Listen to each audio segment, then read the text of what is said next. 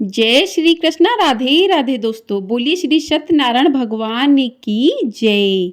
आप सभी पर भगवान श्री सत्यनारायण की कृपा आशीर्वाद सदैव बना रहे।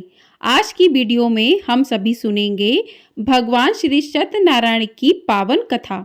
यह कथा न केवल हमारे मन, वचन और कर्म को पवित्र करती है, बल्कि जीवन में सुख, समृद्धि, शांति तथा भक्ति का संचार भी करती है।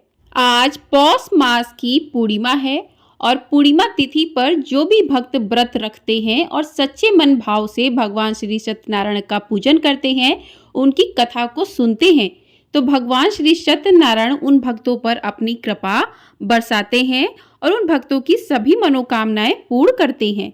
तो कथा सुनने से पहले हम सब भगवान श्री सत्यनारायण का ध्यान करते हैं, जिनका स्वरूप शांति से पूर्ण है, जो शेष नाग पर शयन करते हैं, जिनकी नाभि में कमल है।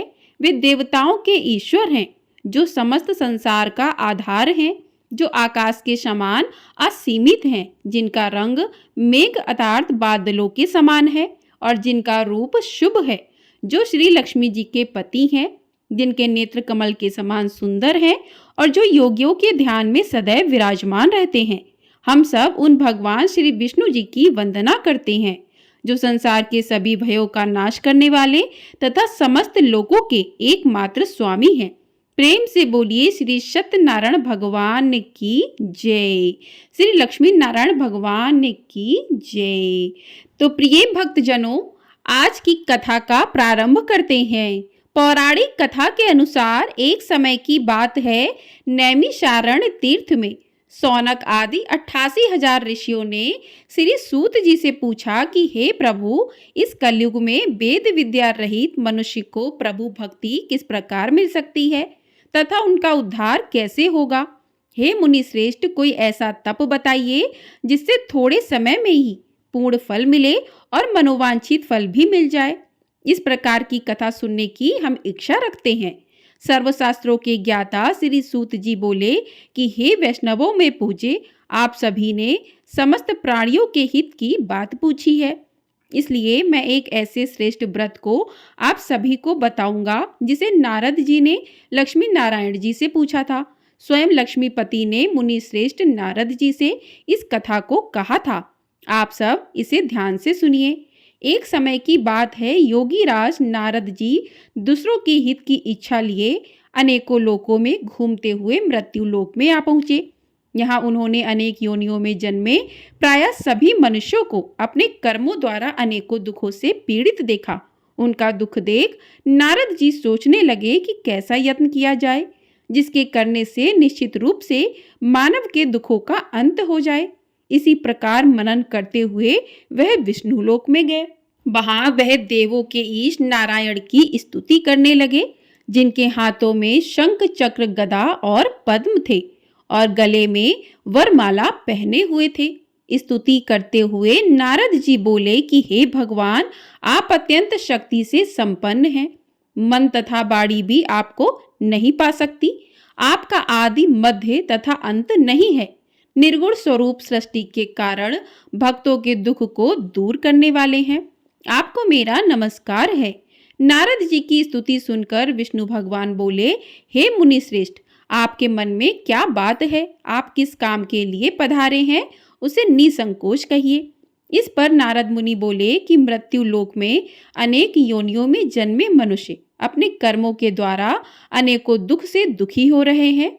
हे नाथ, आप मुझ पर दया रखते हैं तो बताइए कि वह मनुष्य थोड़े प्रयास से ही अपने दुखों से कैसे छुटकारा पा सकते हैं।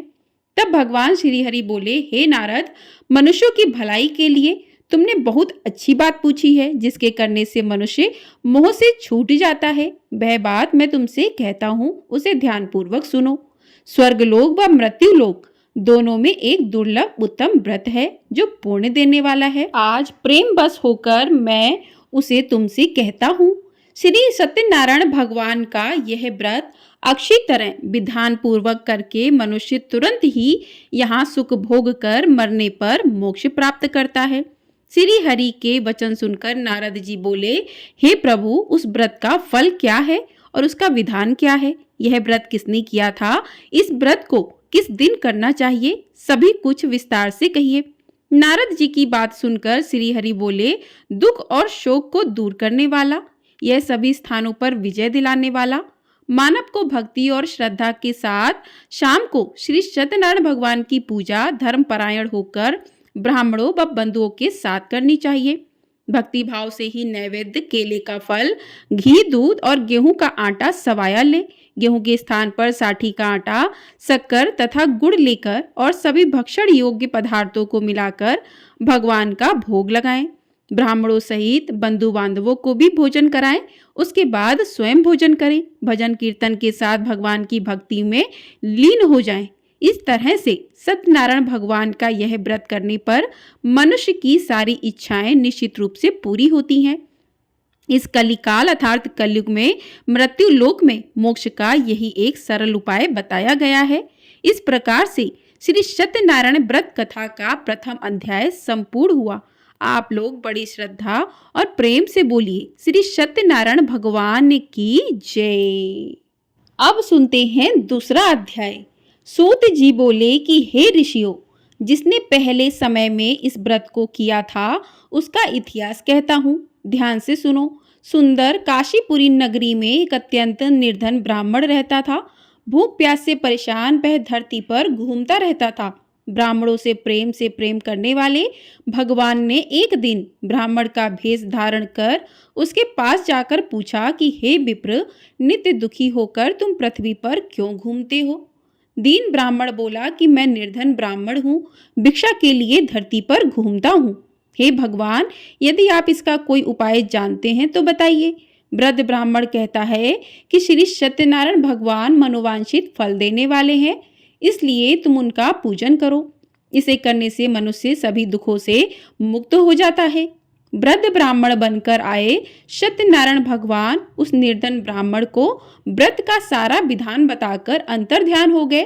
ब्राह्मण मन ही मन सोचने लगा कि जिस व्रत को वृद्ध ब्राह्मण करने को कह गया, मैं उसे जरूर करूंगा। यह निश्चय करने के बाद उसे रात में नींद नहीं आई। वह सवेरे उठकर भगवान श्री सत्यनारायण के व्रत का निश्चय कर भिक्षा के लिए चला गया। उस दिन निर्धन ब्राह्मण को भिक्षा में बहुत सा धन मिला, जिसमें उसने बंधु बांधवों के साथ मिलकर श्री सत्यनारायण भगवान का व्रत संपन्न किया। भगवान सत्यनारायण का व्रत संपन्न करने के बाद वह निर्धन ब्राह्मण सभी दुखों से छूट गया और अनेक प्रकार की संपत्तियों से युक्त हो गया। उसी समय से यह ब्राह्मण हर माह इस व्रत को करने लगा।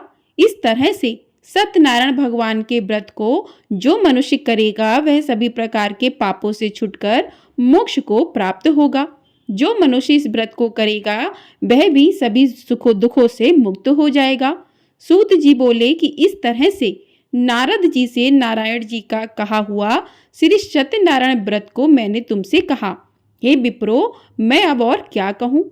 ऋषिवर बोले कि हे मुनिवर, संसार में उस विप्र से सुनकर और किस किसने इस व्रत को किया, हम सब इस बात को भी सुनना चाहते हैं। इसके लिए हमारे मन में श्रद्धा का भाव है। सूत जी बोले, हे मुनियों, जिसने इस व्रत को किया है वह सब सुनो। एक समय वही विप्र धन व ऐश्वर्य के अनुसार अपने बंधु बांधवों के साथ इस व्रत को करने को तैयार हुआ। उसी समय एक लकड़ी बेचने वाला बूढ़ा आदमी आया और लकड़ियां बाहर रखकर अंदर ब्राह्मण के घर गया।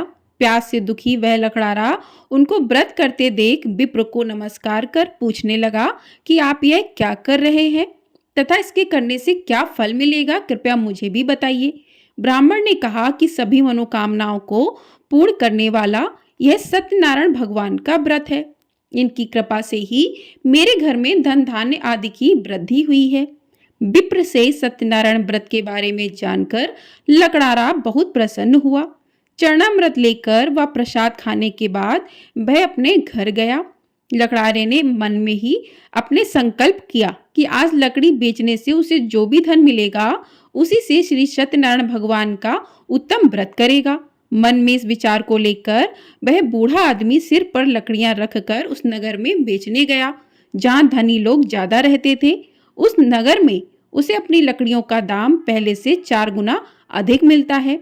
लकड़ारा प्रसन्नता के साथ दाम लेकर केले, शक्कर, घी, दूध, दही और गेहूं का आटा ले और भगवान श्री सत्यनारायण के व्रत की अन्य सामग्रियां लेकर अपने घर गया। वहां उसने अपने बंधु बांधवों को बुलाकर विधि विधान से सत्यनारायण भगवान का पूजन और व्रत किया।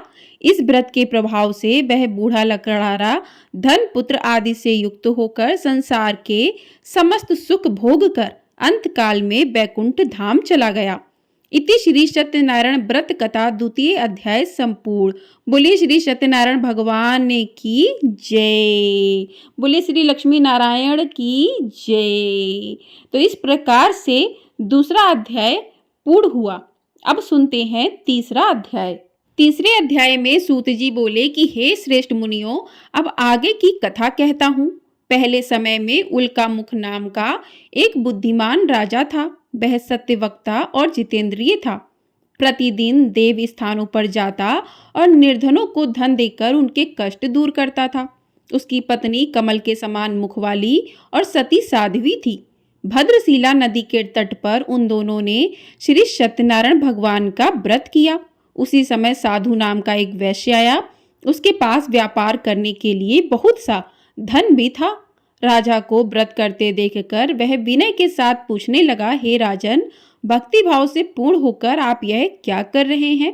मैं सुनने की इच्छा रखता हूँ, तो आप मुझे बताएं। तो राजा बोला कि हे साधु, अपने बंधु बांधवों के साथ पुत्रादि की प्राप्ति के लिए एक महाशक्तिमान श्री सत्यनारायण भगवान का व्रत व पूजन कर रहा हूँ। राजा के वचन सुन साधु आदर से बोला कि हे राजन, मुझे इस व्रत का सारा विधान कहिए। आपके कथानुसार मैं भी इस व्रत को करूंगा। मेरी भी संतान नहीं है और इस व्रत को करने से निश्चित रूप से मुझे संतान की प्राप्ति होगी। राजा से व्रत का सारा विधान सुनकर व्यापार से निर्वृत्त हो वह अपने घर गया। साधु वैश्य ने अपनी पत्नी को संतान देने वाले इस व्रत का वर्णन कह सुनाया और कहा कि जब मेरी संतान होगी तब मैं इस व्रत को करूंगा। साधु ने इस तरह के वचन अपनी पत्नी लीलावती से कहे। एक दिन लीलावती पति के साथ आनंदित हो सांसारिक धर्म में प्रवृत्त होकर सत्यनारायण भगवान की कृपा से गर्भवती हो गई। 10वें महीने में उसके गर्भ से एक सुंदर कन्या ने जन्म लिया। दिनों दिन वह ऐसे बढ़ने लगी जैसे कि शुक्ल पक्ष का चंद्रमा बढ़ता है। माता पिता ने अपनी कन्या का नाम कलावती रखा। एक दिन लीलावती ने मीठे शब्दों में अपने पति को याद दिलाया कि आपने सत्यनारायण भगवान के जिस व्रत को करने का संकल्प किया था उसे करने का समय आ गया। आप इस व्रत को करिए।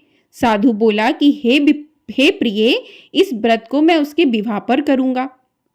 इस प्रकार अपनी पत्नी को आश्वासन देकर वह नगर को चला गया। कलावती पिता के घर में रहे दिनों दिन बड़ी होने लगी। साधु ने एक बार नगर में अपनी कन्या को सखियों के साथ देखा तो तुरंत ही दूत को बुलाया और कहा कि मेरी कन्या के योग्य वर देख कर आओ। साधु की बात सुनकर दूत कंचन नगर में पहुंचा और वहां देखभाल कर लड़की के सुयोग्य वाणिक पुत्र को ले आया। सुयोग्य लड़के को देख साधु ने बंधु बांधवों को बुलाकर अपनी पुत्री का विवाह कर दिया। लेकिन दुर्भाग्य की बात ये कि साधु ने अभी भी श्री सत्यनारायण भगवान का व्रत नहीं किया। इस पर श्री भगवान क्रोधित हो गए और श्राप दिया कि साधु को अत्यधिक दुख मिले। अपने कार्य में कुशल साधु बनिया जमाई को लेकर समुद्र के पास स्थित होकर रत्नासारपुर नगर में गया। वहां जाकर दामाद ससुर दोनों मिलकर चंद्रकेतु राजा के नगर में व्यापार करने लगे। एक दिन भगवान श्री सत्यनारायण की माया से एक चोर राजा का धन चुराकर भाग रहा था। उसने राजा के सिपाहियों को अपना पीछा करते देख चुराया हुआ धन वहां पर रख दिया जहां पर साधु अपने जवाई के साथ ठहरा हुआ था। राजा के सिपाहियों ने साधु वैश्य के पास राजा का पड़ा धन देखा तो वह ससुर जवाई दोनों को बांधकर प्रसन्नता से राजा के पास ले गए और कहा कि उन दोनों चोरों को हम पकड़ लाए हैं, आप आगे की कार्यवाही की आज्ञा दें। राजा की आज्ञा से उन दोनों को कठिन कारावास में डाल दिया गया और उनका सारा धन भी उनसे छीन लिया गया। श्री सत्यनारायण भगवान के श्राप से साधु की पत्नी भी बहुत दुखी हुई। घर में जो धन रखा था उसे चोर चुरा ले गए। शारीरिक तथा मानसिक पीड़ा व भूख प्यास से अधिक दुखी हो अन्न की चिंता में कलावती एक ब्राह्मण के घर गई। वहां उसने श्री सत्यनारायण भगवान का व्रत होते देखा, फिर कथा भी सुनी। वह प्रसाद ग्रहण कर रात को घर वापस आई। माता ने कलावती से पूछा कि हे पुत्री, अब तुम कहाँ गई थी? तेरे मन में क्या है? कलावती ने अपनी माता से कहा कि हे माता, मैंने एक ब्राह्मण के घर में श्री सत्यनारायण भगवान का व्रत देखा है। कन्या के वचन सुनकर लीलावती भगवान के पूजन की तैयारी करने लगी। लीलावती ने परिवार व बंधुओं सहित भगवान श्री सत्यनारायण का पूजन किया और उनसे वर मांगा कि मेरे पति व जमाई शीघ्र घर आ जाएं। साथ ही यह भी प्रार्थना की कि हम सबका अपराध क्षमा करें। श्री सत्यनारायण भगवान इस व्रत से संतुष्ट हो गए और राजा चंद्रकेतु को सपने में दर्शन देकर कहा, हे राजन, तुम उन दोनों वैश्यों को छोड़ दो और तुमने उनका जो भी धन लिया है उसे वापस कर दो। अगर तुमने ऐसा नहीं किया तो मैं तुम्हारा धन, राज्य व संतान सभी को नष्ट कर दूंगा। राजा को यह सब कहकर भगवान अंतर ध्यान हो गए। प्रातःकाल सभा में राजा ने अपना सपना सुनाया, फिर बोले कि वणिक पुत्रों को कैद से मुक्त कर सभा में लाओ। दोनों ने आते ही राजा को प्रणाम किया। राजा मीठी वाणी में बोला कि हे महानुभाव, भाग्यवश ऐसा कठिन दुख तुम्हें प्राप्त हुआ है, लेकिन अब तुम्हें कोई भय नहीं है। ऐसा कहकर राजा ने उन दोनों को नए वस्त्र आभूषण भी पहनाए और जितना धन उनका लिया था उससे दुगना धन वापस कर दिया। दोनों वैश्य अपने घर को चल दिए। इति श्री सत्यनारायण व्रत कथा का 33 अध्याय संपूर्ण हुआ। बोलिए श्री सत्यनारायण भगवान की जय। बोलिए श्री लक्ष्मी नारायण भगवान की जय। तो इस प्रकार से तीसरा अध्याय संपूर्ण हुआ। अब सुनते हैं चौथा अध्याय। सूत जी बोले, वैश्य ने मंगलाचार कर अपनी यात्रा आरंभ की और उसने नगर की ओर चल दिए। उनके थोड़ी दूर जाने पर एक दंडी वेशधारी श्री सत्यनारायण ने उनसे पूछा कि हे साधु, तेरी नाव में क्या है? अभिवाड़ी बड़ी खंसता हुआ बोला कि हे दंडी, आप क्यों पूछते हो? क्या धन लेने की इच्छा है? मेरी नाव में तो बेलवा पत्ते भरे हुए हैं। वैश्य के कठोर वचन सुन भगवान बोले, तुम्हारा वचन सत्य हो। दंडी ऐसे वचन कहे वहां से दूर चले गए। कुछ दूर जाकर समुद्र के किनारे बैठ गए। दंडी के जाने के बाद साधु वैश्य ने नित्य क्रिया के पश्चात नाव को ऊंची उठते देखकर अचंबा माना और नाव में बेल पत्ते आदि देखकर वह मूर्छित हो जमीन पर गिर पड़े। मूर्छा खुलने पर वह अत्यंत शोक में डूब गया। तब उसका दामाद बोला कि आप शोक न मनाएं, यह दंडी का शाप है, इसलिए हमें उनकी शरण में जाना चाहिए, तभी हमारी मनोकामना पूरी होगी। दामाद की बात सुनकर वह दंडी के पास पहुंचा और अत्यंत भक्ति भाव से नमस्कार करके बोला, मैंने आपसे जो जो असत्य वचन कहे थे उनके लिए मुझे क्षमा दे। ऐसा कहकर महान शोकातुर होकर रोने लगा। तब दंडी भगवान बोले कि हे बड़े पुत्र, मेरी आज्ञा से बार बार तुम्हें दुख प्राप्त हुआ है, तुम मेरी पूजा से विमुख हुआ। साधु बोला कि हे भगवान, आपकी माया से ब्रह्मा आदि देवता भी आपके रूप को नहीं जानते, तब मैं अज्ञानी कैसे जान सकता हूँ? आप प्रसन्न होइए, अब मैं सामर्थ्य के अनुसार आपकी पूजा करूंगा। मेरी रक्षा करो और पहले के समान नौका में धन भर दो। साधु वैश्य के भक्ति पूर्वक वचन सुनकर भगवान प्रसन्न हो गए और उसकी इच्छा अनुसार वरदान देकर अंतर ध्यान हो गए। ससुर जवाई जब नाव पर आए तो नाव धन से भरी हुई थी। फिर वहीं अपने अन्य साथियों के साथ भगवान श्री सत्यनारायण का पूजन कर अपने नगर को चल दिए। जब नगर के नजदीक पहुंचे तो दूत को घर पर खबर करने के लिए भेज दिया। दूत साधु की पत्नी को प्रणाम कर कहता है कि मालिक अपने दामाद सहित नगर के निकट आ गए हैं। दूत की बात सुन साधु की पत्नी लीलावती ने बड़े हर्ष के साथ सत्यनारायण भगवान का पूजन कर अपनी पुत्री कलावती से कहा कि मैं अपने पति के दर्शन को जाती हूँ, तू कार्य पूर्ण कर शीघ्र आ जाना। माता के ऐसे वचन सुनकर कलावती जल्दी से प्रसाद छोड़कर अपने पति के पास चली गई। प्रसाद की अवज्ञा के कारण श्री सत्यनारायण भगवान रुष्ट हो गए और नाव सहित उसके पति को पानी में डुबो दिया। कलावती अपने पति को वहां न पाकर रोती हुई जमीन पर गिर पड़ी। नौका को डूबा हुआ देखकर वह कन्या को रोता हुआ देख साधु दुखी होकर बोला कि हे प्रभु, मुझसे तथा मेरे परिवार से जो भी भूल हुई है उसे क्षमा करें। साधु के दीन वचन सुनकर श्री सत्यनारायण भगवान प्रसन्न हो गए और आकाशवाणी हुई कि हे साधु, तेरी कन्या मेरे प्रसाद को छोड़कर आई है, इसलिए उसका पति अदृश्य हो गया। यदि वह घर जाकर प्रसाद खाकर लौटती है तो इसे इसका पति अवश्य मिलेगा। ऐसी आकाशवाणी सुन कलावती घर पहुंचकर प्रसाद ग्रहण करती हैं और फिर आकर अपने पति के दर्शन करती हैं। उसके बाद साधु अपने बंधु बांधवों सहित श्री सत्यनारायण भगवान का विधि विधान से पूजन करता है तथा इस लोक में सुख भोग कर वह अंत में स्वर्ग को जाता है। बोलिए श्री सत्यनारायण भगवान की जय। इस प्रकार से चौथा अध्याय पूर्ण हुआ। अब सुनते हैं पांचवा अध्याय। पांचवें अध्याय में सूत जी बोले कि हे ऋषियों, मैं और भी एक कथा सुनाता हूँ, उसे भी ध्यान पूर्वक सुनो। प्रजा पालन में लीन तुंगध्वज नाम का एक राजा था। उसने भी भगवान का प्रसाद त्याग कर बहुत ही दुखसान किया। एक बार वन में जाकर वन्य पशुओं को मारकर वह बड़ के पेड़ के नीचे आया। वहां उसने ग्वालों को भक्ति भाव से अपने बंधुओं सहित सत्यनारायण भगवान का पूजन करते देखा। अभिमानवश राजा ने उन्हें देखकर भी पूजा स्थान में नहीं गया और ना ही उसने भगवान को नमस्कार किया। ग्वालों ने राजा को प्रसाद दिया, लेकिन उसने वह प्रसाद नहीं खाया और प्रसाद को वहीं छोड़कर अपने नगर को चला गया। जब वह नगर में पहुंचा तो वहां सब कुछ तहस नहस हुआ पाया तो वह शीघ्र ही समझ गया कि यह सब भगवान ने ही किया है। वह दोबारा ग्वालों के पास पहुंचा और विधि पूर्वक पूजा करके प्रसाद खाया तो श्री सत्यनारायण भगवान की कृपा से सब कुछ पहले जैसा हो गया।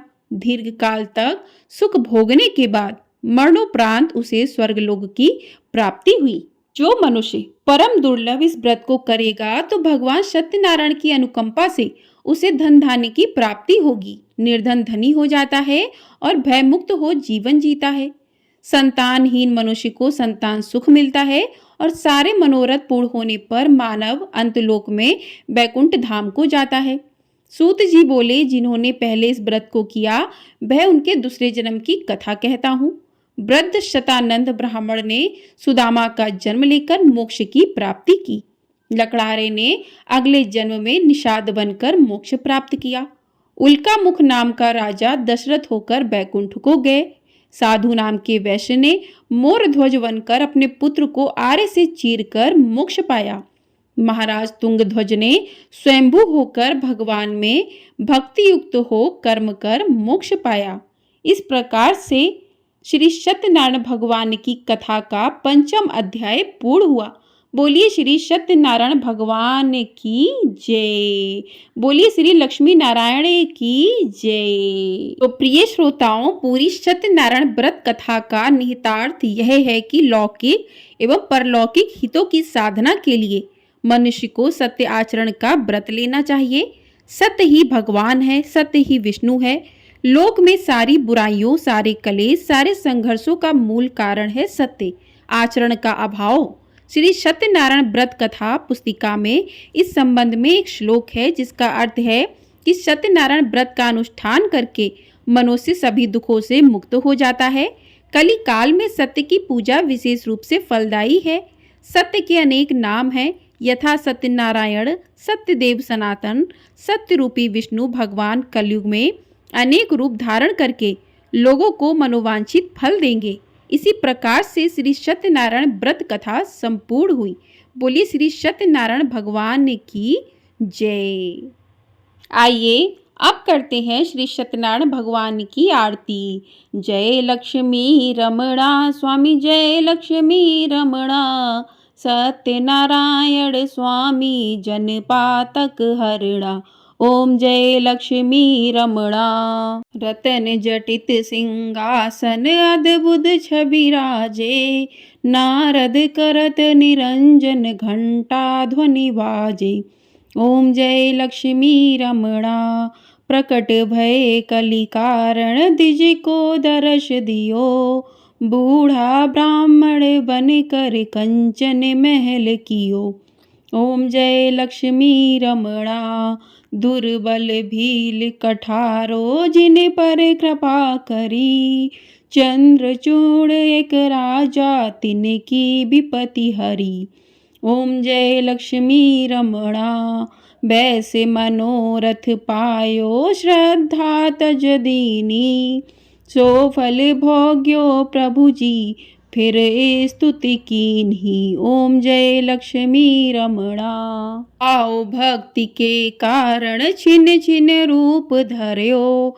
श्रद्धा धारण कीन्ही तिनको काज सर्यो। ओम जय लक्ष्मी रमणा स्वामी जय लक्ष्मी रमणा। ग्वाल बाल संग राजा बन में भक्ति करी। मन वांछित फल दीनो दीन दयाल हरि। ओम जय लक्ष्मी रमणा। चढ़त प्रसाद सवायो कदली फल मेवा। धूप दीप तुलसी से राजी सत्य देवा। ओम जय लक्ष्मी रमणा। श्री सत्यनारायण जी की आरती जो कोई नर गावे। रिद्धि सिद्धि सुख संपत्ति सहज रूप पावे। ओम जय लक्ष्मी रमणा स्वामी जय लक्ष्मी रमणा। सत्यनारायण स्वामी जन पातक हरणा। ओम जय लक्ष्मी रमणा। बोलिए श्री सत्यनारायण भगवान की जय। बोलिए लक्ष्मी नारायण भगवान की जय। तो इस प्रकार से सत्यनारायण कथा के 5वां अध्याय और साथ में श्री सत्यनारायण भगवान की आरती पूर्ण हुई। आपको ये वीडियो पसंद आई है तो वीडियो को लाइक शेयर चैनल को सब्सक्राइब ज़रूर कर लीजिएगा। आपको हमारे चैनल पर माघ मास के अध्याय सुनाए जाएंगे कल से, तो आप लोग चैनल को सब्सक्राइब कर लीजिएगा जिससे आपको आने वाली सभी वीडियो समय से प्राप्त हो सके। तो इस वीडियो को यहीं पर समाप्त करते हैं। आप कमेंट बॉक्स में भगवान सत्यनारायण की जय अवश्य लिखिएगा। बोलिए सत्यनारायण भगवान की जय।